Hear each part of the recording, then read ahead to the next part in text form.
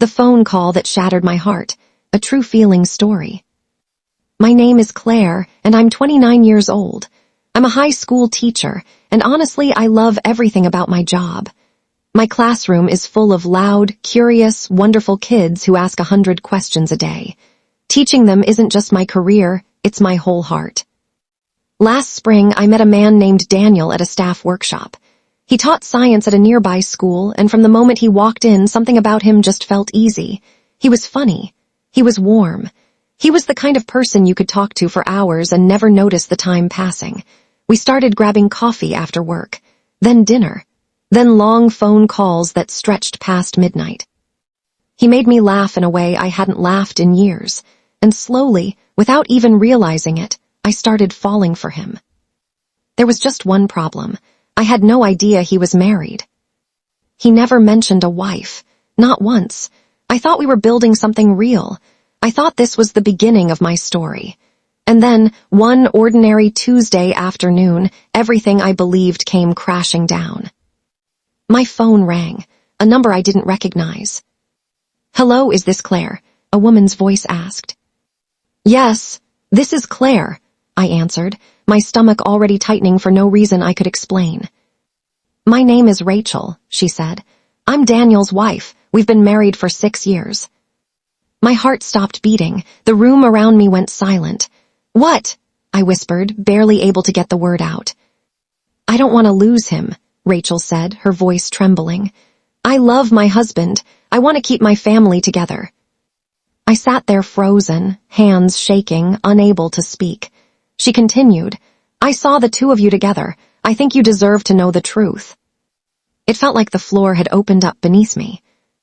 "I swear I didn't know he was married," I finally managed to say. "He never told me."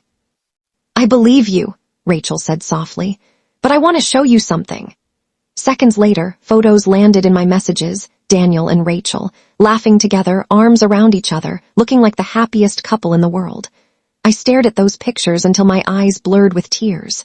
Every memory I had with Daniel, every laugh, every late-night conversation, every soft smile suddenly felt like a lie I had unknowingly lived inside. "Why are you calling me?" I asked her, my voice cracking. "Because I need your help," Rachel said. "I don't want to lose my family." I took a breath and said the only thing I could. "I understand. I promise you I won't see him again." The next morning at school, I saw Daniel in the hallway. He smiled like nothing had happened. "Hey, Claire," he said. My heart pounded so hard I thought he could hear it. "Can we talk?" I asked. He nodded and we walked to an empty classroom. "Daniel," I said, looking straight at him, "I need to talk to you about Rachel." His smile vanished instantly. "What do you mean?" "She called me," I said. "She told me everything." His eyes went wide with panic. "Claire, I should have told you. I was scared." "You're *married*, Daniel," I said, my voice shaking. "You should have told me the truth from the start." He looked down, ashamed. "I didn't want to lose you." "But you lied to me," I said. "This isn't fair to any of us." "I made a mistake," he whispered. "I care about you, Claire." I felt a wave of sadness and anger crash over me at the same time. My chest ached. "You have to choose," I told him. "You can't have both of us." He stood there in silence, pain written all over his face, but my decision was already made. "Please," he said, "just give me time to think." I nodded slowly. "Take your time," I said, "but I won't be waiting." Then I walked away, feeling broken inside, yet certain, for the first time in days, that I had done the right thing. I thought about Rachel. She didn't deserve to suffer for my mistake, even one I never knew I was making. The days that followed were hard. I threw myself into work. I leaned on my friends. I tried to move forward, but the ache stayed with me. One night, sitting alone, I thought about Daniel and everything we'd shared. I missed him, but I remembered Rachel's words. "I love him. I want to keep my family together." I understood her pain. I called my best friend, Priya. She always knew what to say. We met at a small cafe and I told her everything, how I'd fallen for a man who turned out to be married, how his wife had called me in tears. Priya listened quietly, then said, "Claire, you did the right thing. You can't build something real on someone else's broken family." I nodded, tears in my eyes. "I know," I said. It still hurts, though. She squeezed my hand. It's okay to hurt. You're strong. This pain won't last forever. Her words steadied me. I realized I wasn't alone.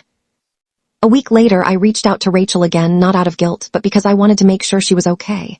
We met at a park. She looked exhausted, fragile. Thank you for coming, she said. I just wanted to know how you're doing, I told her. She admitted she was terrified he would leave her anyway. I looked at her and said, You're stronger than you think. Talk to him, be honest. She thanked me, and for a long while, two women who'd both been hurt by the same man sat together, quietly healing. Not long after, I decided I needed a fresh start. I told my friends I was moving to a new city, and every one of them supported me. On my last day at school, my students hugged me tight.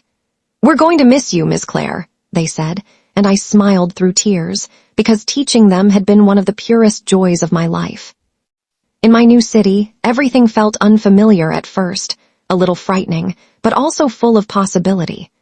I found a new school, made new friends, and slowly, piece by piece, I started to feel like myself again. Then one afternoon, a message came through from Rachel. I talked to Daniel, she wrote. We're working things out. I smiled and typed back, I'm really happy for you. A moment later, another message appeared. Thank you for understanding. It means more than you know. My chest felt lighter than it had in months. I knew without a doubt that I had made the right choice. As time went on, I built a new life, new students, new laughter, new friendships. The ache in my heart slowly began to fade. I still thought of Daniel and Rachel sometimes, and I hoped they found happiness, that their family stayed whole. I learned that love has to be built on truth, or it isn't love at all. One evening, I took a walk through the park near my new apartment. The breeze was gentle, the sky painted orange with the setting sun. I felt calm. I smiled to myself, realizing how far I'd come. I was healing. I was moving forward. I was ready for whatever life had waiting for me next. In the end, I learned so much about myself. I learned that real love comes with honesty. I learned that family matters, even a family that isn't mine. And most of all, I learned just how strong I really am. I didn't let love blind me to what was right. I let go of someone I cared about to protect another woman's heart, and that wasn't weakness. That was strength. I was ready to begin a new chapter. I believed love would find me again, the right way, this time. And as I looked ahead, I felt something I hadn't felt in a long time, hope.